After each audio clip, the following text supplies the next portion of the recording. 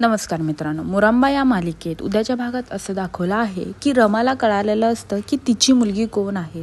रमाला आरोहीसोबत घालवलेले प्रत्येक क्षण आठवून रमा खूप भावूक झालेली असते आणि आता रमा तिच्या केबिनमध्ये गेलेली असते. तेव्हा तिथे अक्षय पण येतो.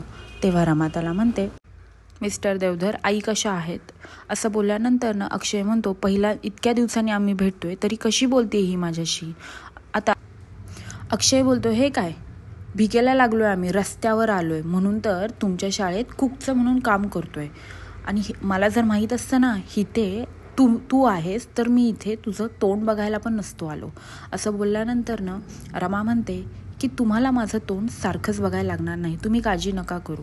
आणि अक्षय तिथून निघायला निघतो. तेवढ्यात रमा म्हणते, थांबा, तुम्ही इथेच थांबा, मीच इथनं कायमची निघून जाईल, माझं तोंड इथून पुढे तुम्हाला कधीच दिसणार नाही. असं बोलल्यानंतर ना अक्षय गप्पा बसतो आणि रमाही गप्पा बसते. आता रमाने मनातल्या मनात डिसाईड केलेलं असतं की आपण इथून कायमचं निघून जायचं, कारण की अक्षयची आत्ता खूपच बेकार कंडिशन आहे आणि त्याला कामाची खूप जास्त गरज आहे. त्यामुळे रमा सॅक्रिफाईस करते, पण अक्षय रमाला खूप बोलत असतो आणि रमा फक्त शांतपणे सगळ्या गोष्टी ऐकून घेत असते. अक्षय तिला म्हणजे अक्षयच्या मनातला राग इतक्या वर्षाचा पूर्ण स्पष्टपणे दिसत असतो. पण रमा पण पूर्णपणे शांत असते, फक्त तो काय बोलतोय हे ऐकत असते. आणि अक्षय फक्त एकच बोलत असतो, ज्या दिवशी मला जर कळलं असतं ना की तू इथे आहेस तर मी इथे कधीच आलो नसतो.